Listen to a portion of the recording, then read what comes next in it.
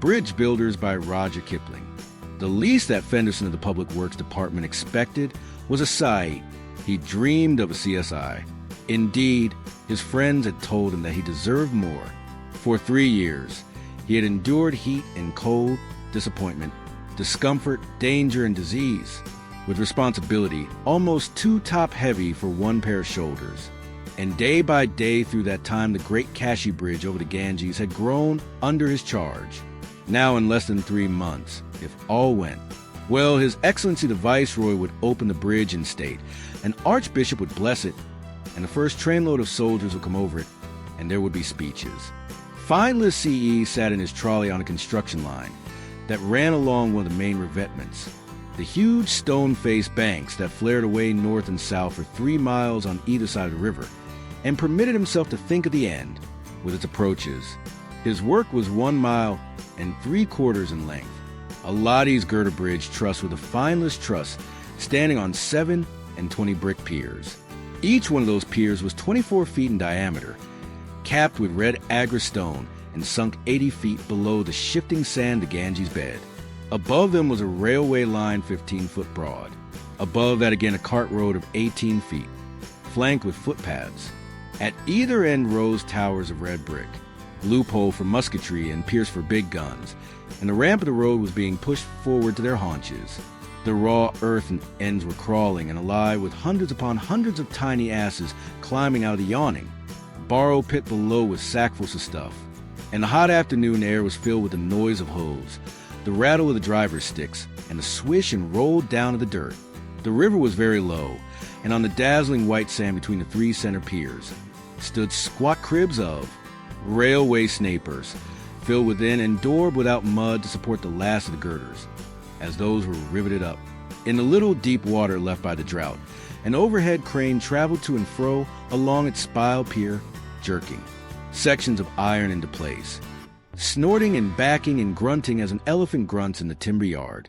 Riveters by the Hun swarmed about the laddie sidewalk, and the iron roof of the railway line hung from invisible staging under the bellies of the girders, clustered round the throats of the piers, and rode on the overhang of the footpath stanchions their fire pots and the spurts of flame that answered each hammer stroke, showing no more than pale yellow in the sun's glared.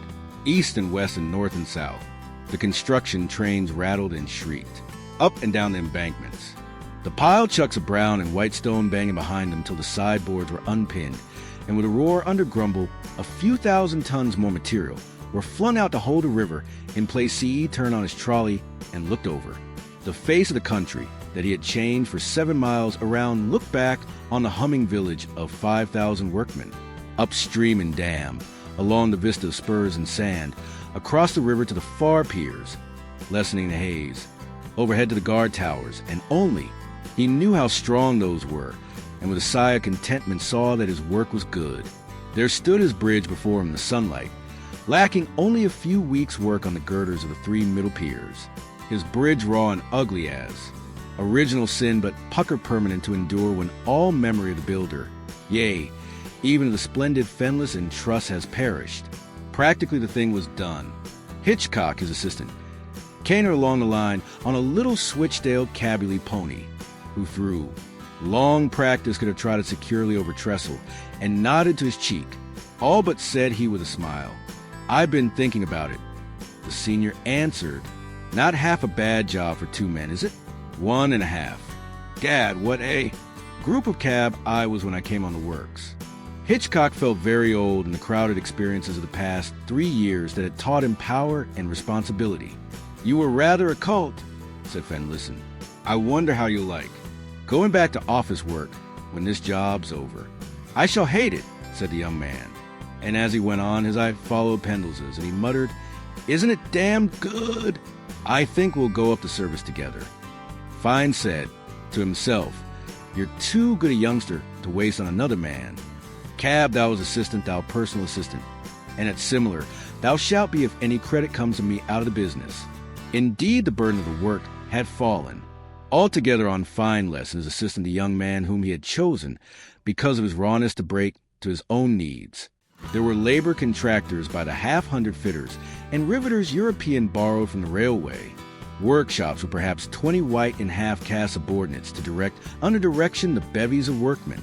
But none knew better than these two who trusted each other how the underlings were not to be trusted.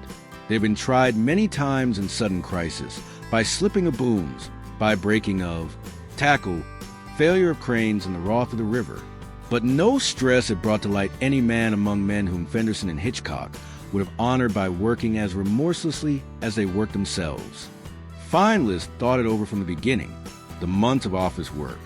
Destroyed at a blow when the government of India at the last moment added 2 feet to the width of the bridge under the impression that bridges were cut-out paper, and so brought to ruin at least half an acre of calculations, and Hitchcock, new to disappointment, buried his head in his arms and wept.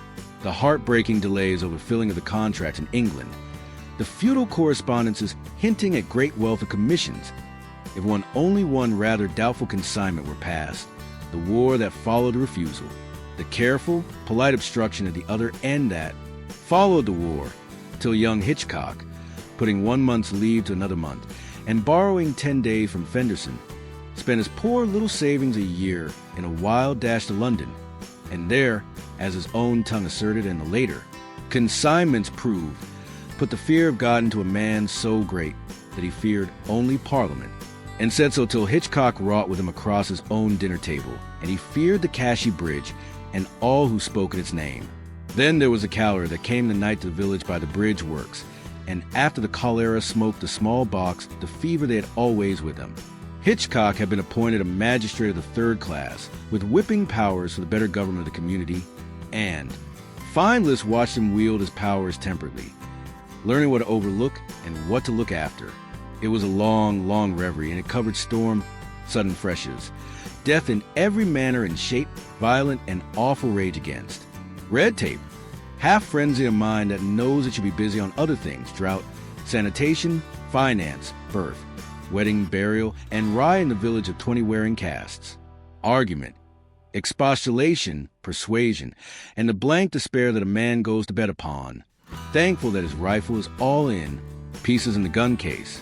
Behind everything rose the black frame of the Cashy Bridge, plate by plate, girder by girder, span by span, and each period recalled Hitchcock, the all-round man who had stood by his chief without failing from the very first to this last.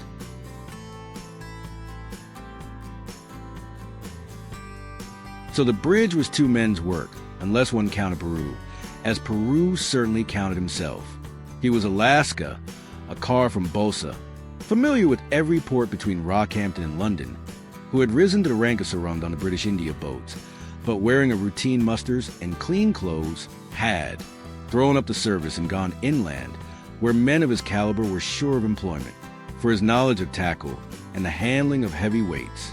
Peru was worth almost any price he might have chosen to put upon his services. But custom decreed the wage of the overhead man, and Peru was not within many silver pieces of his proper value. Neither running water nor extreme heights made him afraid, and as an ex-orang, he knew how to hold authority. No piece of iron was so big or so badly placed that Peru could not devise a tackle to lift it, a loose-ended, sagging arrangement, rigged with a scandalous amount of talking, but perfectly equal to the work in hand. It was Peru who had saved the girder of No. 7 beer from destruction when the new wire rope jammed in the eye of the crane and the huge plate tilted in, its slings threatening to slide out sideways. Then the native workmen lost their heads with great shoutings, and Hitchcock's right arm was broken by a falling T-plate, and he buttoned up in his coat and swooned and came to and directed for 4 hours till Peru from the top of the crane reported, "All well," and the plate swung home. There was no one like Peru Sarung to lash and guy and hold, to control the donkey engines, to hoist a Ford and locomotive craftily out of the borrow pit into which it had tumbled, to strip, and dive if need be, to see how the concrete blocks round the piers stood the scouring of Mother Ganga, or to adventure upstream on a monsoon night, and report on the state of the embankment facings. He would interrupt the field councils of Fenderson and Hitchcock without fear till his wonderful English or his still more wonderful lingua franca, half Portuguese and half Malay, ran out, and he was forced to take string and show the nuts that he would recommend. He controlled his own gang of tackle men, Mysterious relatives from Kutch Manby gather month by month and try to the uttermost. No consideration of family or kin allowed Peru to keep weak hands or a giddy head on the payroll. My honor is the honor of this bridge, he would say to the about to be dismissed. What do I care for your honor? Go and work on a steamer. That is all you are fit for. The little cluster of huts where he and his gang lived centered around the tattered dwelling of a sea priest, one who had never set foot on Blackwater, but had been chosen as ghostly counsel by 2 generations of sea rovers, all unaffected by port missions, or those creeds which are thrust upon sailors by agencies along Thames Bank. The priest of the Lascars had nothing to do with their caste, or indeed with anything at all. He ate the offerings of his church, and slept and smoked and slept again, for said Peru, who had hailed him 1,000 miles inland. He is a very holy man. He never cares what you eat, so long as you do not eat beef. And that is good because on land we worship Shiba we Kavas, but at sea on the Connie's boats we attend strictly to the orders of the Bora Mountain the first night. And on this bridge we observe what Finland says. Finland's son Sib had that day given orders to clear the scaffolding from the guard tower on the right bank, and Peru with his mates was casting loose and lowering down the bamboo poles and planks as swiftly as ever they had whipped the cargo out of a coaster. From his trolley, he could hear the whistle of the sarung's silver pipe and the creak and clatter of the pulleys. Peru was standing on the topmost coping of the tower, clad in the blue dungaree of his abandoned service, and as Fenderson motioned him to be careful, for his was no life to throw away, he gripped the last pole and shading his eyes ship fashion, answered with the long-drawn wail of the forecastle lookout. I am looking out. Finnan laughed and then sighed. It was years since he had seen a steamer, and he was sick for home. As his trolley passed under the tur, Peru descended by a rope 8 fashion and cried, "It looks! Well now, Sib, our bridge is all but done. What think your mother G.A. will say when the rail runs over?" She has said little so far. It was never Mother Ganja that delayed us. There's always time for her. And nonetheless, there's been delay. Has the Sahib forgotten last flood when the stone boats were sunk without warning? Or only a half-day's warning? Yes, but nothing save a big flood could hurt us now. The spurs are holding well on the west bank. Mother Ganja eats grit allowances. There's always room for more stone on the revetments. I tell this to the church, say, he meant Hitchcock, and he laughed. No matter, Peru, another year thou will be able to build a bridge in thine own fashion. The Lasasker grinned. Then it will not be in this way with stonework sunk underwater as the Quieta was sunk. I like suspends bridges that fly from bank to bank with one big step, like a gangplank. Then no water can hurt. When does the Lord as Eve come to open the bridge? In 3 months, when the weather is cooler. Oh, ho! He is like the Bora Mountain. He sleeps below while the work is being done. Then he comes upon the quarter deck and touches with his finger and says, "This is not clean. Damn Jibanwala." But the Lord Sib does not call me a damn Jibanwala. Peru, no Sib, but he does not come on deck till the work is all finished. Even the Bora Mountain of the narrow Buddha said once a tutor and be a go. I am busy. I also said pooh with an unshaken countenance. May I take the light dingy now and roll along the spurs to hold with thy hands? They are, I think, sufficiently heavy. Nay, I say, it is thus at sea on the Blackwater. We have room to be blown up and down without care. Here we have no room at all. Look, you have put the river into a dock and runner between stone sills. Find Lesson smiled at the weak. We have bittered and bridled her. She is not, like the sea that can beat against a soft beach. She is Mother Ganja in irons. His voice fell a little. Peru, thou hast been up and down the world more even than I speak to talk now. How much dost thou in thy heart believe of Mother Ganja? All that a priest says London is London, say Sydney is Sydney, and Port Darwin is Port Darwin, also Mother Ganja is Mother Ganja. And when I come back to her banks, I know this worship in London. I did puja to the big temple by the rubber for the sake of the God within. Yes, I will not take the cushions in the dingy. Find Lesson mounted his horse and trotted to the shed of bungalow that he shared with his assistant. The place had become home to him in the last 3 years. He had grilled in the heat, sweated in the rains, and shivered with fever under the rude thatch roof. The lime wash beside the door was covered with rough drawings and formulite, and the century path trodden in the matting of the Varan showed where he had walked alone. There is number 8-hour limit to an engineer's work, and the evening meal with Hitchcock was eaten, booted, and spurred. Over their cigars, they listened to the hum of the village as the gangs came up from the riverbed, and the lights began to twinkle. Peru has gone up the spurs and you're dingy. He's taken a couple of nephews with him, and he's blowing in the stern like a commodore, said Hitchcock. That's all right. He's got something on his mind. You'd think that 10 years in the British India boats would have knocked most of his religion out of him. So it has, said Hitchcock, chuckling. I overheard him the other day in the middle of a most atheistical talk with that fat old guru of theirs. Peru denied the efficacy of prayer and wanted the guru to go to sea and watch a gay out with him and see if he could stop a monsoon. All the same, if he carried off his guru, he'd leave us like a shuck. He was yawning away to me about praying to the dome of St. Paul's when he was in London. He told me that the first time he went into the engine room of a steamer when he was a boy, he prayed to the low-pressure cylinder. Not half a bad thing, to pray to either. He's propitiating his own gods now, and he wants to know what Mother G.A. will think of a bridge being run across. Who's there? A shadow darkened the doorway, and a telegram was put into Hitchcock's hand. She ought to be pretty well used to it by this time. Only a tart. It ought to be Raleig's answer about the new rivets. Craig heavens. Hitchcock jumped to his feet. What is it? Said the senior and took the form. That's what Mother G.A. thinks, is it? He said, reading. Keep cool, young. We've got all our work cut out for us. Let's see. Moved wire half an hour ago.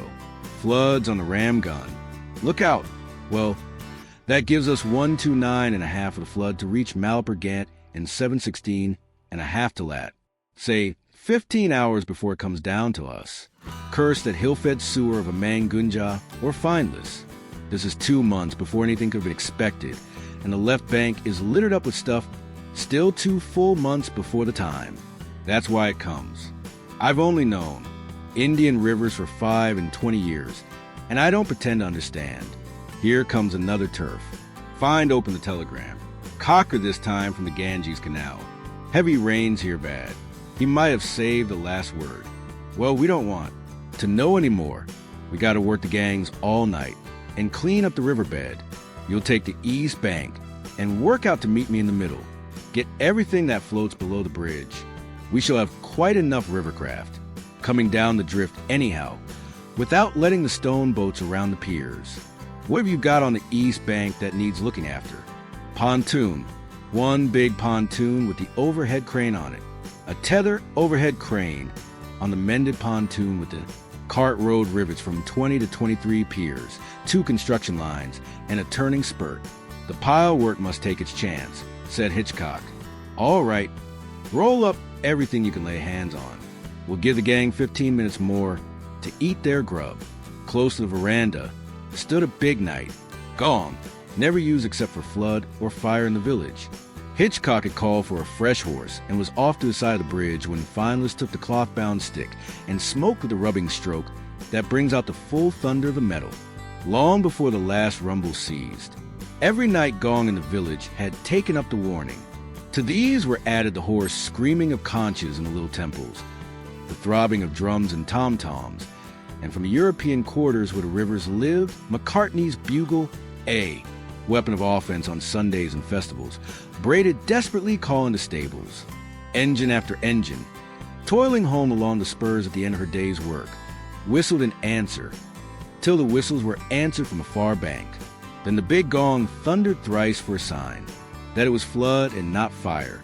Crunch, drum, and whistle echoed the call, and the village quivered to the sound of bare feet running upon soft earth.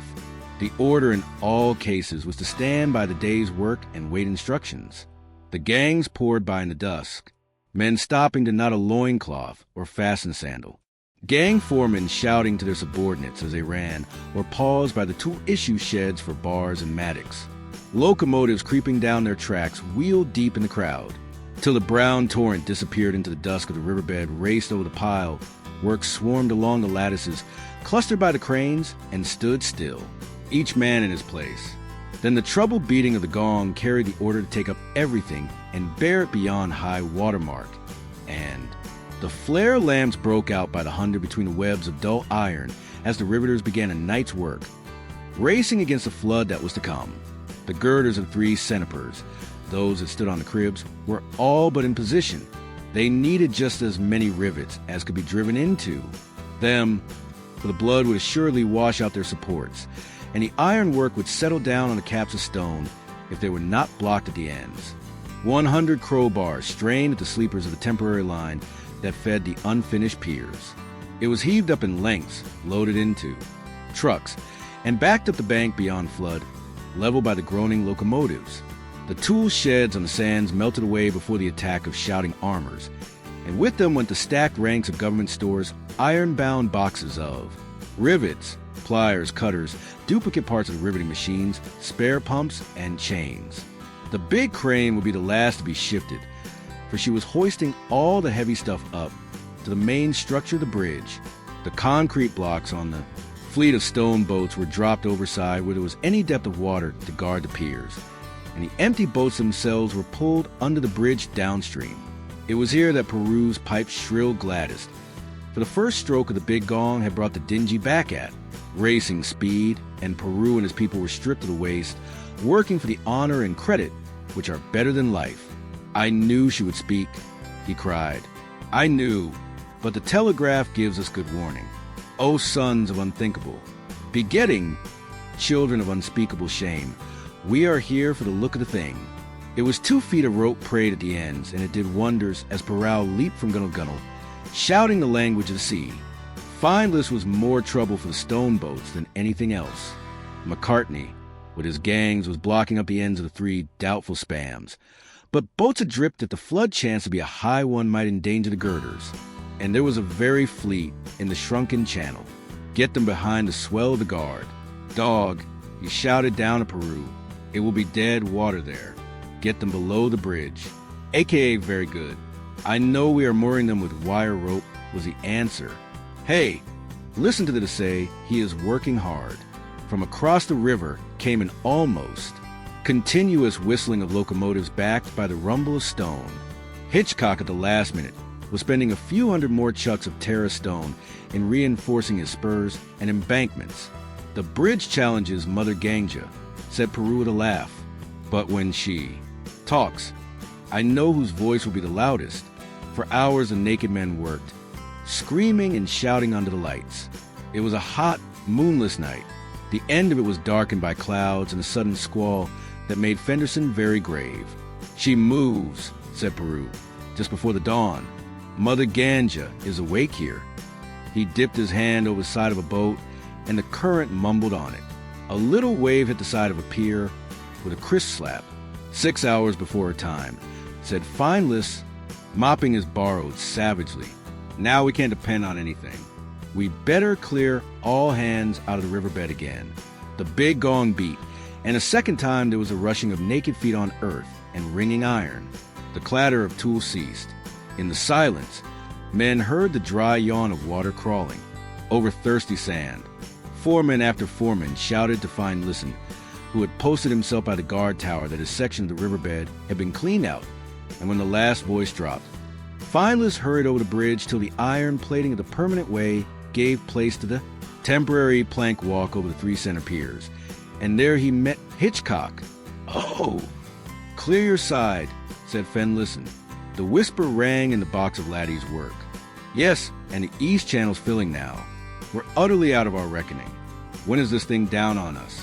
There's no saying she's filling as fast as she can look." Fenderson pointed the planks below his feet, where the sand, burned and defiled by months of work, was beginning to whisper and fizz. "What orders?" said Hitchcock. "Call the roll, count, store. Sit on your hunkers and pray for the bridge. That's all I can think of. Good night. Don't risk your life trying to fish out anything that may go downstream." "Oh, I'll be as prudent as you are. Night. Heavens, how she's feeling." Here's the rain in earnest.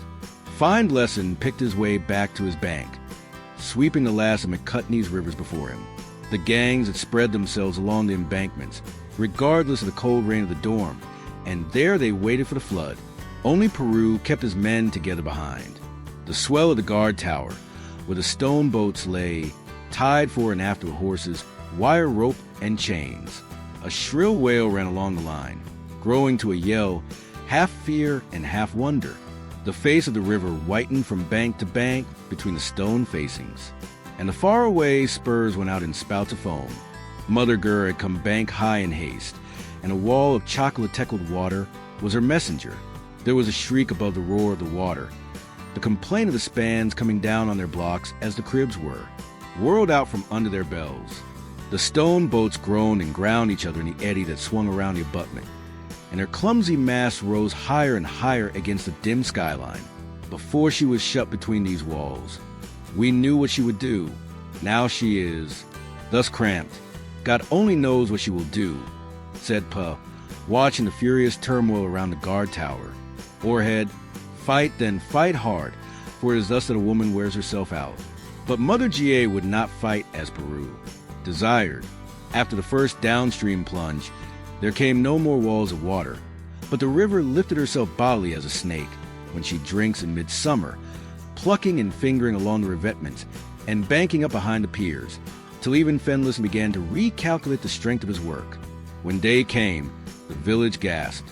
Only last night, men said, turning to each other, it was as a town in the riverbed looked now, and they looked and wondered afresh at the deep water, the racing water that licked the throat of piers. The farther bank was veiled by rain into which the bridge ran out and vanished.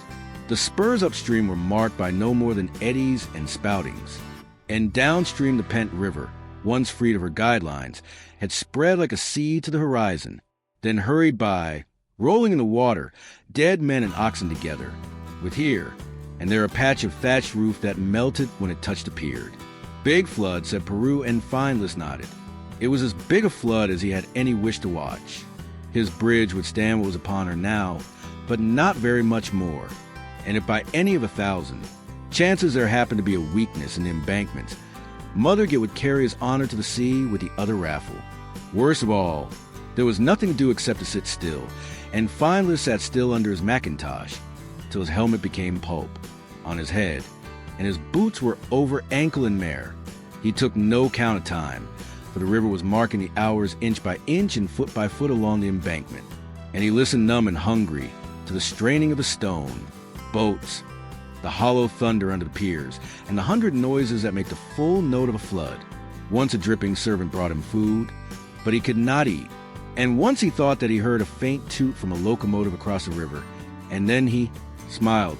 The bridge's failure would hurt his assistant, not a little, but Hitchcock was a young man with his big work yet to do. For himself, the crash meant everything that made a hard life worth the living. They would say the man of his own profession. He remembered the half-pitying things that he himself had said when Lockhart's new waterworks burst and broke down in brick heaps and sludge, and Lockhart's spirit broke in him and he died. He remembered what he himself had said when the Sommel Bridge went out in, the big cyclone by the sea, and most he remembered poor Hardtop's space 3 weeks later when the shame had marked it. His bridge was twice the size of Hardtop's, and it carried the Fineless truss, as well as the new pier shoe, the fine lesson bolted shoe. There were no excuses in his service. Government might listen perhaps, but his own kind would judge him by his bridge. As that stood or fell, he went over in his head, plate by plate, span by span, brick by brick, pier by pier, remembering, comparing, estimating, and recalculating, lest there should be any mistake.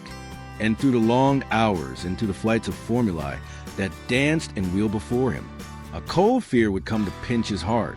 His side of the sum was beyond question. But what? Man knew Mother Gun's arithmetic.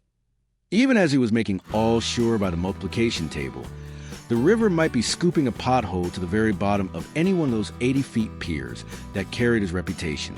Again a servant came to him with food, but his mouth was dry, and he could only drink and return to the decimals in his brain. And the river was still rising. Peru, in a mat shelter coat, crouched at his feet, watching now his face and now the face of the river, but saying nothing, At last the Luscar rose and floundered through the mud towards a village, but he was careful to leave an ally to watch the boats. Presently he returned most irreverently, driving before him the priest of his creed, a fat old man with a gray beard that whipped the wind with the wet cloth that blew over his shoulder. Never was seen so lamentable a guru. "What good are offerings and little kerosene lamps and dry grain?" shouted Peru. "If squatting in the mud is all that thou can do, thou hast dealt long with the gods when they were contented and well-wishing. Now they are angry. Speak to them. What is a man against the wrath of gods?" With the priest cowering as the wind took him, "Let me go to the temple, and I will pray there. Son of a pig, pray here. Is there no return for salt fish and curry powder and dried onions? Call aloud. Tell Mother Ga we have had. Enough. Peter, be still for the night. I cannot pray, but I have been serving in the company's boats, and when men did not obey my orders, a flourish of the wire rope rounded the sentence, and the priest, breaking free from his disciple, fled to the village. Fat pig, said Peru, after all that we have done for him, when the flood is done, I will see to it that we get a new guru, Finland and Sahib. It darkens one for night now, and since yesterday nothing has been eaten. Be wise, say no man can. Endure watching and great thinking on an empty belly. Lie down, say the river will do what the river will do. The bridge is mine. I cannot leave it. Wilt thou hold it up with thy hands then? Said Peru, laughing. I was troubled for my boats and shears before the flood came. Now we are in the hands of the gods. The Sib will not eat and lie down. Take these then. They are meat and good tutty together, and they kill all weariness besides a fever that follows the rain. I have eaten nothing else today at all. He took a small tin tobacco box from his sudden waist belt and thrust it into Fenderson's hand, saying, Nay, do not be afraid. It is no more than opium. Clean Malva opium. Fine shook 2 or 3 of the dark brown pellets into his hand, and hardly knowing what he did, swallowed them. The stuff was at least a good guard against fever. The fever that was creeping upon him out of the wet mud. And he had seen what Peru could do in the stewing mist of autumn on the strength of a dose from the tin box. Peru nodded with bright eyes. In a little, the SIE will find that he thinks well again. I too will. He dived into his treasure box, resettled a raincoat over his head, and squatted down to watch the boats. It was too dark now to see beyond the first pier, and the night seemed to give the river new strength. Finnan stood with his chin on his chest, thinking. There was one point about one of the piers, the 7th, that he had not fully settled in his mind. The figures would not shape themselves to the eye except one by one, and at enormous intervals of time. There was a sound rich and mellow in his ears, like the deepest note of a double bass, an entrancing sound upon which he pondered for several hours, as, it seemed, then Peru was at his elbow, shouting that a wire had snapped and the stone boats were loose. Finn saw the fleet open and swing out fanwise to a long-drawn shriek of wire straining across gunnels. A tree hit them. They will all go, cried Peru. The main horror has parted. What does the Sib do? An immensely complex plan had suddenly flashed into Fenderson's mind. He saw the ropes running from boat to boat in straight lines and angles, each rope a line of white fire. But there was one rope which was the master rope. He could see that rope, if he could pull it once. It was absolutely and mathematically certain that the disordered fleet would reassemble itself in the backwater behind the guard tower. But why, he wondered, was Peru clinging so desperately to his waist as he hastened down the bank? It was necessary to put the Lascar aside gently and slowly, because it was necessary to save the boats, and further to demonstrate the extreme ease of the problem that looked so difficult and them, but it was of no conceivable importance. A wire rope raced through his hand, burning it.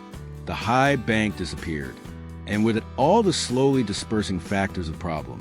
He was sitting in the rainy darkness, sitting in a boat that spun like a top, and Peru was standing over him.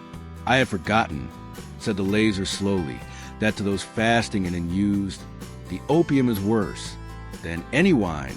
Those who die in Ganja go to the gods. Still I have no desire to present myself before such great ones. Can the Sib swim? What need he can fly? Fly as swiftly as the wind was a thick answer.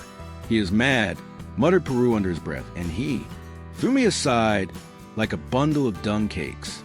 Well, he will not know his death.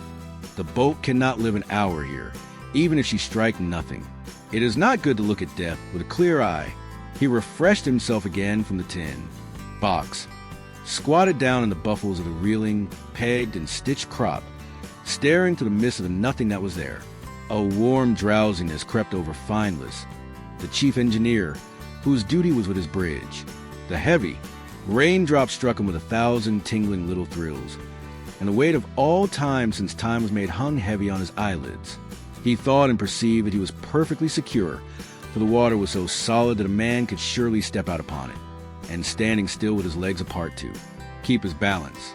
This was the most important point, would be borne with great and easy speed to the shore. But yet a better plan came to him. It needed only an exertion of will for the soul to hurl the body ashore as wind drives paper to wafted kite fashioned to the bank. Thereafter the boat spun. Dizzily, suppose the high wind got under freed body. Would it tower up like a kite and pitch headlong on the faraway sands? Or would it duck about beyond control through all eternity? Fineless gripped the gunwale to anchor himself, for it seemed that he was on the edge of taking the flight before he had settled all his plans. Opium has more effect on the white man than the black. Peru was only comfortably indifferent to accidents. She cannot live, he grunted. Her seams open already. If she were even a dingy with OES, we could have written it out. But a box with holes is no good. Finland sib, she feels I am going away. Come thou also. In his mindless, had already escaped from the boat and was circling high in air to find a rest for the sole of his foot. His body, he was really sorry for its gross helplessness, lay in the stern, the water rushing about its knees. How very ridiculous, he said to himself from his eyrie. That is Fenless and chief of the Cashay Bridge. The poor beast is going to be drowned to drown when it's close to shore. I'm unsure already. Why doesn't it come along? Terror's intense disgust. He found his soul back in his body again, and that body spluttering and choking in deep water. The pain of the reunion was atrocious, but it was necessary also to fight for the body. He was conscious of grasping wildly at wet sand and striding prodigiously as one strides in a dream, to keep foothold in the swirling water, till at last he hauled himself clear of the hold of the river and dropped panting on wet earth. Not this night, said Peru in his ear. The gods have protected us. The last moved his feet cautiously, and they rustled among dried stumps. This is some island of last year's indigo crop. He went on. We shall find no men here, but have great care, say, all the snakes over 100 miles have been flooded out. Here comes the lightning on the heels of the wind. Now we shall be able to look, but walk carefully. Finn was far and far beyond any fear of snakes, or indeed any merely human emotion. He saw after he had rubbed the water from his eyes with an immense clearness, and trod, so it seemed to himself, with world-encompassing strides. Somewhere in the night of time he had built a bridge that spanned illimitable levels of shining seas.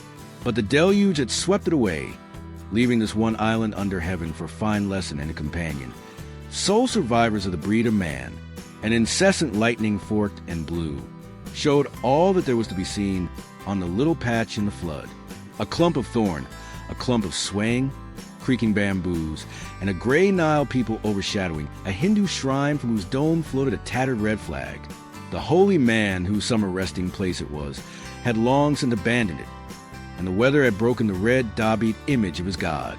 The two men stumbled heavy-eyed and heavy-eyed over the ashes of a brick-set cooking place and dropped down under the shelter of the branches while the rain and river roared together. The stumps of the indigo crackled, and there was a smell of cattle as a huge and dripping Brahmini bull shouldered his way under the tree. The flashes revealed the trident mark of Shiva on his flank, the insolence of head and hump, the luminous stag-like eyes, the brow crowned with a wreath of sudden margot blooms, and the silky jewel that almost swept the ground. There was a noise behind him of other beasts coming up from the flood line through the thicket, a sound of heavy feet and deep breathing.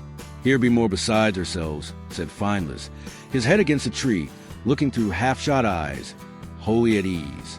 Truly, said Peru thickly, and no small ones. Were they then? I do not see clearly. The gods. Who else? Look. Ah, true. The gods. Surely, the gods. Fineless smiled as his head fell forward on his chest. Peru was eminently right after flood. Who should be alive in the land except the gods that made it? The gods to whom his village prayed nightly? The gods who were in all men's mouths and about all men's ways. He could not raise his head or stir a finger for the trance that held him, and Peru was smiling vacantly at the lightning. The bull paused by the shrine, his head lowered to the damp earth. A green parrot in the branches pined his wet wings and screamed against the thunder as the circle under the tree filled with the shifting shadows of beasts. There was a black buck at the bull's heels. Such a buck as Fenderson in his faraway life upon earth might have seen in dreams. A buck with a royal head, ebon back, silver belly, and gleaming straight horns. Beside him, her head bowed to the ground, the green eyes burning under the heavy brows with restless tails switching the dead grass. Paced a tigress, full bell and deep jelled. The bull crouched beside the shrine, and there leaped from the darkness a monstrous gray ape who suited himself, man-wise in place of the fallen image, and the rain spilled like jewels from the hair of his neck and shoulders. Other shadows came and went behind the circle, among them a drunken man, flourishing esti and drinking bottles. Then a hoarse bellow broke out from near the ground. The flood lessens even now it cried. Hour by hour the water falls, and their bridge still stands. My bridge, said Fenderson to himself. That must be very old work now. What are the gods to do with my bridge? His eyes rolled in the darkness, following the roar. A muggot, the blunt-nosed forward haunting mugger of the Ganges, draggled herself before the beasts, lashing furiously to right and left with a tail. They have made it too strong for me. In all this night, I have only torn away a handful of planks. The walls stand, the towers stand. They have chained my blood, and the river is not free anymore. Heavenly ones, take this yoke away. Give me clear water between bank and bank. It is I, Mother Ganga, that speak the justice of the gods. Deal me the justice of the gods. What? Said I, whisper Peru. This is in truth a punchiate of the gods. Now we know that all the world is dead. Save you, and I say the parrot screamed and fluttered again, and the tigress, her ears flat to her head, snarled wickedly. Somewhere in the shadow, a great trunk and gleaming tusk swayed to and fro, and a low gurgle broke the silence that followed on the SN. We be here, said a deep voice. The great ones, one only and very many. Shiv, my father is here injured. Kali has spoken already. Hanuman listens also. Kashi is without her quarrel tonight, shouted the man with the drinking bottle, flinging his staff to the ground, while the island rang to the baying of hands. Give her the justice of the gods. Ye were still when they polluted my waters. The great crocodile bellowed. Ye made no sign when my river was trapped between the walls. I had no help save my own strength, and that failed. The strength of Mother Ganga failed before the god towers. What could I do? Have done everything finished now. Heavenly ones, I brought the death. I rode the spotted sickness from hut to hut their workmen, and yet they would not cease. A nose slit 10, hide worn ass, lame, scissor-legged, and gold limped forward. I cast the death of them out of my nostrils, but they would not cease. Peru would have moved, but the opium lay heavy upon him. B said spitting here Sulla herself mattered the smallpox, has the Saiba handkerchief to put over his face, little help they fed me the corpses for. A month and I plunged them out on my Sams, but their work went forward demons, they are, and sons of demons. And you left Mother Ganga alone for their fire carriage to make a mock of the justice of the god cuds on the bridge builders. The bull turned the cud in his mouth and answered slowly, if the justice of the gods caught all who made a mock of holy things, there would be many dark altars in the land. Mother, but this goes beyond a mock, said the tigress, darting forward a griping porb. Thou knowest, Shiv, and ye too, heavenly ones. Ye know that they have defiled Ganga. Surely they must come to the destroyer. Let Indra judge. The buck made no movement as he answered, how long has this evil been? 3 years, as men count years, said the mugger, close pressed to the earth. Does Mother Ganga die then in a year that she is so anxious to see vengeance? Now, the deep sea was where she runs, but yesterday, and tomorrow the sea shall cover her again, as the gods count that which men call time. Can any say that this their bridge endures till tomorrow? Said the buck. There was a long hush, and in the clearing of the storm the full moon stood up above the dripping trees. Judge ye then, said the river sullenly. I have spoken my shame. The flood falls still. I can do no more. For my own part, it was the voice of the great ape seated within the shrine. It pleases me well to watch these men, remembering that I also builded no small bridge in the world's youth. They say, too, snarled the tiger, that these men came to wreck thy armies, Hanno man, and therefore thou hast aided. They toil as my armies toiled in Laner, and they believe that their toil endures. Indra is too high, but Shiv, thou knowest how the land is threaded with their fire carriages. Yea, I know, said the bull. Their gods instructed them in the matter. A laugh ran round the circle. Their gods! What should their gods know? They were born yesterday, and those that made them are scarcely yet cold, said the mugger. Tomorrow the gods will die. Oh, said Peru, Mother Ganga talks good talk. I told that to the Padre Sahib who preached on the Mombasa, and he asked the Bora Mountain to put me in irons for a great rudeness. Surely they make these things to please their gods, said the Booligan. Not altogether. The elephant rolled forth. It is for the profit of my Mahajan, my fat money lenders that worship me at each new year, when they draw my image at the head of the count books. I, looking over their shoulders by lamplight, see that the names in the books are those of men in far places. For all the towns are drawn together by the fire carriage, and the money comes and goes swiftly, and the account books grow as fat as myself, and I who am gainish of good luck. I bless my peoples. They have changed the face of the land, which is my land. They have killed and made new towns on my bank. Said the mugger, it is but the shifting of a little dirt. Let the dirt dig in the dirt, if it pleases the dirt, answered the elephant. But afterwards, said the tiger, afterwards they will see that Mother Ganga can avenge no insult, and they fall away from her first and later from us all one by one. In the end, Ganesh, we are left with naked altars. The drunken man staggered to his feet and hiccuped vehemently. Kali lies, my sister lies.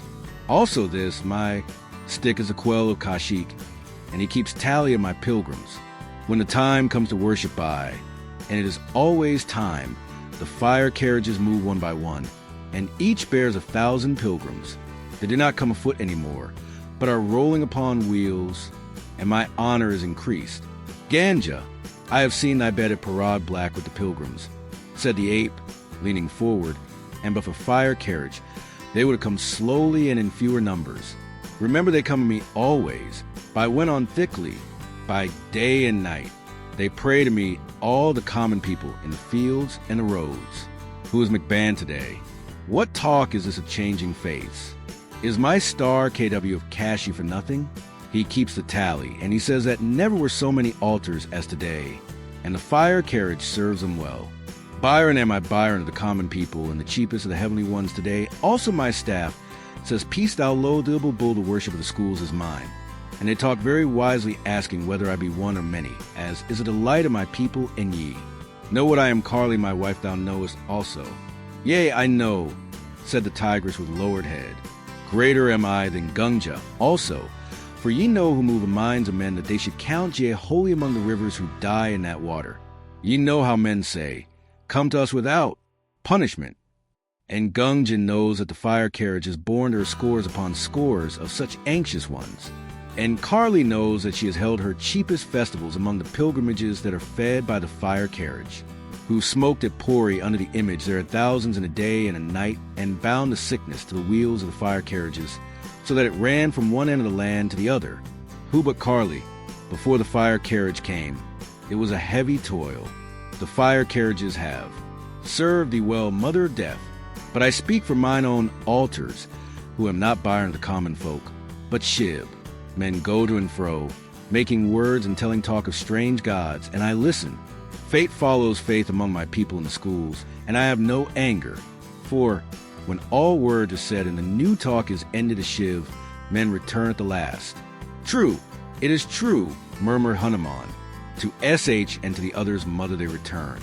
I creep from temple to temple in the north, where they worship one God and his prophet, and presently my image is, alone within their shrines. Small thanks, said the buck, turning his head slowly. I am that one and his prophet also. Even so, father, said Hammond, and to the south I go, who am the oldest of the gods, as men know the gods, and presently I touch the shrines of the new. Faith, and the woman whom we know is warmed, and still they call her Mary. Small thanks, brother, said the tigress. I am that woman. Even so, sister, and I go west among the fire carriages, and stand before the bridge builders in many shapes, and because of me they change their faiths, and are very wise. Ho ho, I am the builder of bridges indeed, bridges between this and that, and each bridge leads surely to us in the end. Be content, Kunget. Neither these men nor those that follow them mock thee at all. Am I alone, then, heavenly ones? Shall I smooth out my flood, lest unhappily I bear away their walls? Will Indra dry my springs and hills, and make me troll humbly between their warps? Shall I bury me in the sand ere I offend? And all for the sake of a little iron bar with a fire carriage atop. Truly Mother Ganga is always young, said Ganesh the elephant. A child had not spoken more foolishly. Let the dirt dig in the dirt, ere it return to the dirt. I know only that. My people grow rich and praise me. Shiv has said that the men of the schools do not forget. Byron is content for his crowd of the common people, and Hanuman laughs. Surely I laugh, said the ape. My altars appear beside those of Ganesh, or Byron, but the fire carriages bring me new worshippers from beyond the Blackwater, the men who believe that their god is toil. I run before them, beckoning, and they follow Hanuman. Give them the toil that they desire.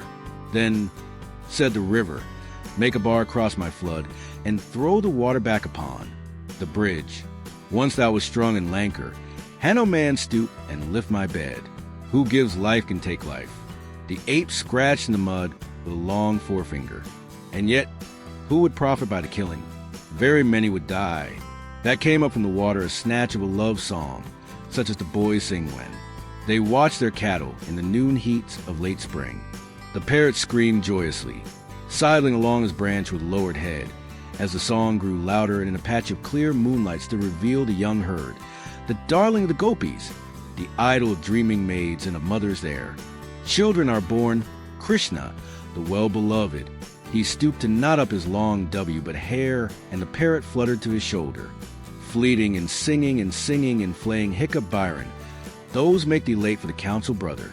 And then said Krishna with a laugh, throwing back his head.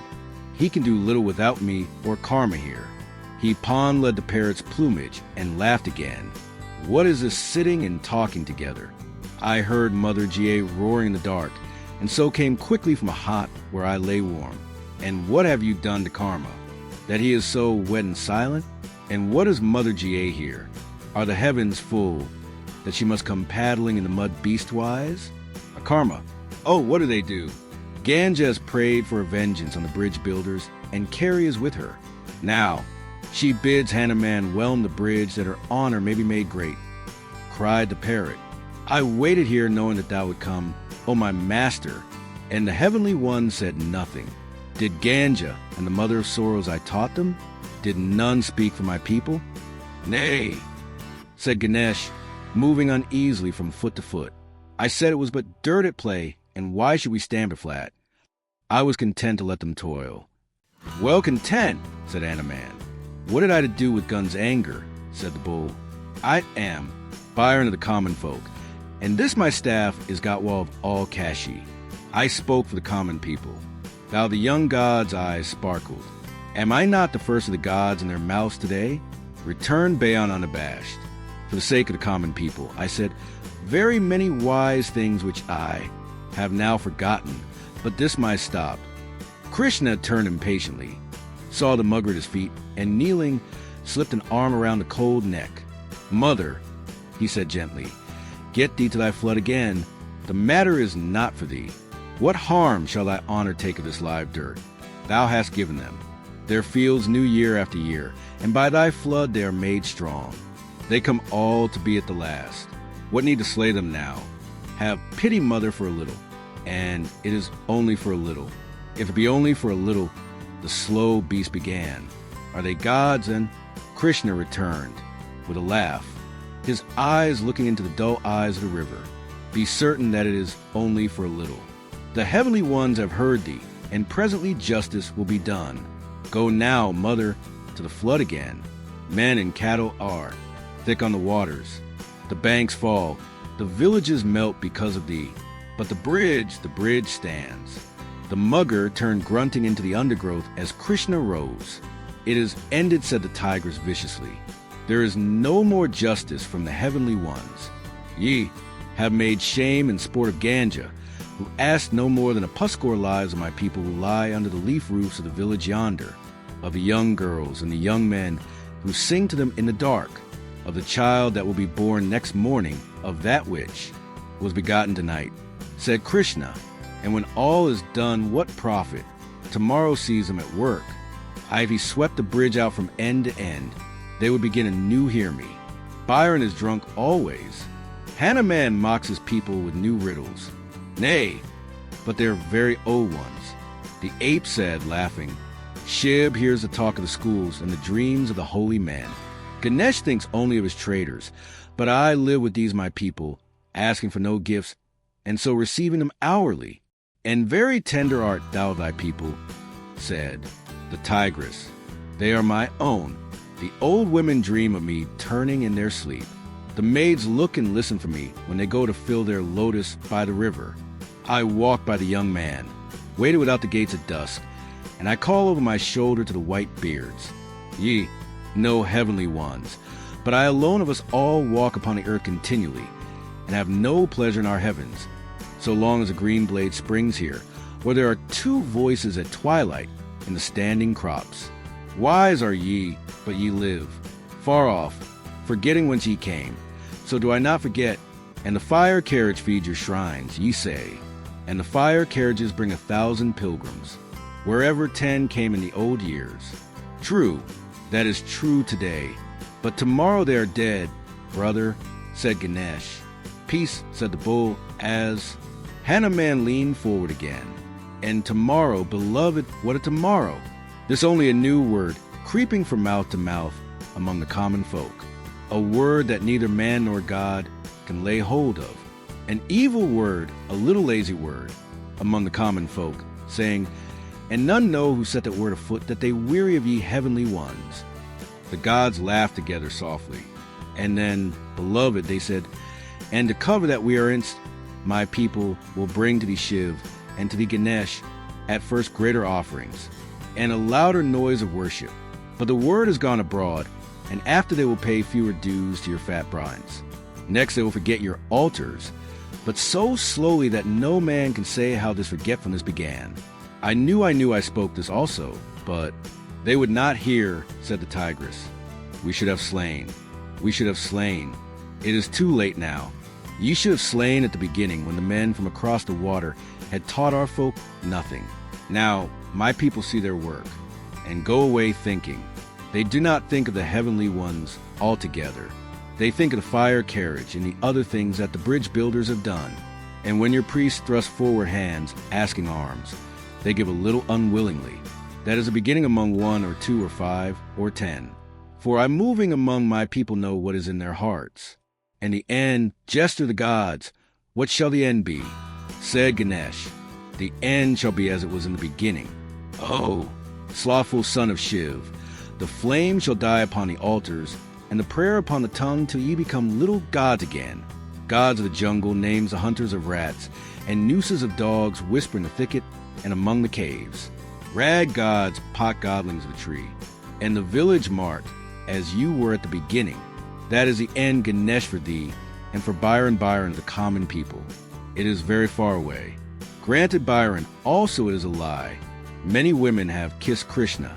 They told him this to cheer their own hearts when the gray hairs came. And he has told us the tale, said the bull below his breath. Their gods came and we changed them. I took the woman and made her 12-armed. So shall we twist all their gods, said Hanuman. Their gods. This is no question of their gods, 1 or 3 men or woman. The matter is, with the people, I move, and not the gods of the bridge builders. Said Krishna, so be it. I have made a man worship the fire carriage as it stood still breathing smoke. And he knew not that he worshipped me. Said Hanuman the ape, they will only change a little the names of their gods. I shall lead the builders of the bridges as of old. Shiv shall be worked in the schools by such as doubt and despise their fellows. Ganesh shall have his Mahajan and Byron the donkey, drivers, the pilgrims and the sellers of toys. Beloved, they will do no more than change the names, and that we have seen 1,000 times. Surely they will do no more than change the names, echoed Ganesh. But there was an uneasy movement among the gods. They will change more than the names. Me alone they cannot kill. So long as a maiden and a man meet together, or the spring follows the winter rains. Heavenly ones, not for nothing have I walked upon the earth. My people know not now what they know, but I who live with them, I read their hearts. Great kings, the beginning of the end is born already. The fire carriages shout the names of new gods that are not the old and new names. Drink now and eat greatly. Bathe your faces in the smoke of the altars before they grow cold. Take Jews and listen to the cymbals and the drums, heavenly ones, while yet there are flowers and songs. As men count time, the end is far off, but as we who know reckon it is today. I have spoken. The young god ceased, and his brethren looked at each other long in silence. This I have not heard before. Peru whispered in his companion's ear, and yet sometimes when I oil the brasses in the engine room of the Gorka, I have wondered if our priests were so wise, so wise. The day is coming. Sib, they will be gone by the morning. A yellow light broadened in the sky, and the tone of the river changed as the darkness withdrew.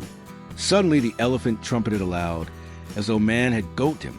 Let Indra, judge, father of all, speak thou. What a thing we have heard. Has Krishna lied indeed, or ye know, said the buck, rising to his beat, ye know the riddle of the gods. When Bra suizes to dream, the heavens and hells and earth disappeared. Be content. Bra dreams still. The dreams come and go, and the nature of the dreams changes, but still. Bra dreams. Krishna has walked too long upon earth, and yet I love him the more for the tale he has told. The gods change, beloved, all save one. Or say one that makes love in the hearts of men, said Krishna, nodding his girdle. It is but a little time to wait, and he shall know if I lie. Truly it is but a little time, as thou sayest, and we shall know. Get thee to thy huts again, beloved, and make sport for the young things, for still Bra dreams. Go, my children. Brahm dreams until he wakes. The gods die not. Whither went they, said the Luska, or struck, shivering a little with the cold. God knows, said find the river, and the island lay in full daylight now, and there was never mark of hoof or pug on the wet earth under the people. Only a parrot screamed in the branches, bringing down showers of water drops as he fluttered his wings. Up we are cramped with cold. Has the opium died out? Can now move, say? Fineless staggered to his feet and shook himself. His head swam in act, but the work of the opium was over, and as he slid his forward in the pool, the chief, engineer of the Kashi Bridge, was wondering how he had managed to fall upon the island, what chances a day offered return, and above all, how his work stood. Peru, I have forgotten much. I was under the guard tower watching the river, and then did the flood sweep us away? No, the boats broke loose. Sib, and if the Sib had forgotten about the opium, decidedly Peru would not remind him in striving to retie them. So it seemed to me, but it was dark. A rope caught the Sib and threw him upon a boat. Considering that we too with Hitchcock, Sib built as it were that bridge, I came also upon the boat, which came riding on horseback, as it were on the nose of this island, and so splitting cast us ashore. I made a great cry when the boat left the warp, and without doubt Hitchcock Sib will come for us. As for the bridge, so many have died in the building that it cannot fall. A fierce sun that drew out all the smell of the southern land had followed the storm, and in that clear light there was no room for a man to think of the dreams of the dark. Fineless stared upstream across the blaze of moving water till his eyes ached. There was no sign of any bank to the Ganges, much less of a bridge line. We came down far. He said, It was wonderful that we were not drowned 100 times. That was the least of the wonder. For no, man dies before his time. I have seen Sydney, I have seen London and 20 great ports. But Peru looked at the damp, discolored shrine under the people. Never man has seen that we saw here. What has thus Eve forgotten? Or do we black men only see the gods? There was a fever upon me. Fineless was still looking uneasily across the water. It seemed that the island was full of beasts and men talking, but I do not remember. A boat could live in this water now. I think, oh, then it is true. When Bra ceases to dream, the gods died. Now I know indeed what he meant. Once too the Guru said as much to me. But then I did not understand. Now I am wise. What? Said Fenderson over his shoulder. Baru went on as if he were talking to himself. 6, 7, 10 monsoons since I was watch on a fellow to Raiwat, the Connie's big boat, and there was a big tofen green and black water beating, and I held fast to the lifelines choking under the waters. Then I thought of the gods of those whom we saw tonight. He stared curiously at Fenderson's back, but the white man was looking across the flood. Yes, I say of those whom we saw this night past, and I called upon them to protect me. And while I prayed, still keeping my lookout, a big wave came and threw me forward upon the ring of the great black bow anchor, and the reward rose high and high, leaning toward the left-hand side, and the water drew away from beneath her nose, and I lay upon my belly, holding the ring, and looking down into those great deeps. Then I thought, even in the face of death, if I lose hold I die, and for me neither the river nor my place by the galley where the rice is cooked, nor Bombay, nor Kolkata, nor even London will be any more for me. How shall I be sure? I said that. The gods to whom I pray will abide it all.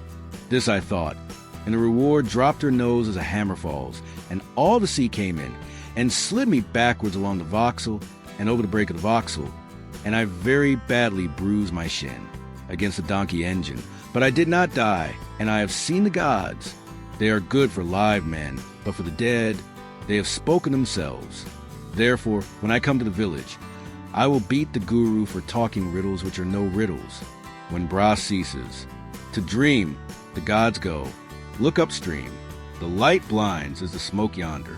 Peru shaded his eyes with his hands. He is a wise man and quick. Hitchcock Sib would not trust a robot. He has borrowed the Raoul Sib steam launch and comes to look for us. I have always said that. There should have been a steam launch on the bridge works for us. The territory of the Royal Bun lay within 10 miles of the bridge, and Fine and Hitchcock had spent a portion of their scanty leisure in playing billiards and shooting black buck with. The young man, he had been bearded by an English tutor of sporting taste for some 5 or 6 years, and was now royally wasting the revenues accumulated during his minority by the Indian government. His steam launch with its silver-plated rails, striped silk awning, and mahogany decks was a new toy which Fenderson had found horribly in the way when the row came to look at the bridge works. "It's great luck," murmured Fenderson, but he was nonetheless afraid, wondering what news might be of the bridge. The gaudy blue and white funnel came downstream swiftly. They could see Hitchcock in the bows with a pair of upper glasses, and his face was unusually white. Then Peru hailed, and the launch made for the tail of the island. The Rosabe in tweed shooting suit and a 7 who turban waved his royal hand, and Hitchcock shouted, but he need have asked no questions, for Fenderson's first demand was for his bridge all serene. "Gad, I never expect to see you again, your 7 cost downstream. Yes, there's not a stone chipped anywhere. But how are you? I borrowed the Rouser E's launch, and he was good enough to come along. Jump him." "Ah, Finland, son, you're very well." "Hey, that was most unprecedented calamity last night. Ed, my royal palace, too. It leaks like the devil, and the crops will also be short all about my country. Now, you shall buck her out. Hitchcock, I do not understand steam engines. You are wet, you are cold. Finland, son, I have some things to eat here, and you will take a good drink. I'm immensely grateful, raved. I believe you saved my life." "How did Hitchcock?" "Oh ho, his hair was upon end. He rode to me in the middle of the night, and woke me up in the arms of Morpheus. I was most surely concerned, Finland, son. So I came to my head priest. He is very angry just now. We will go quick, Mr. Hitchcock. I am due to attend at 12:45 in the state temple, where we sanctify some new idol. If not so, I would have asked you to spend the day with me.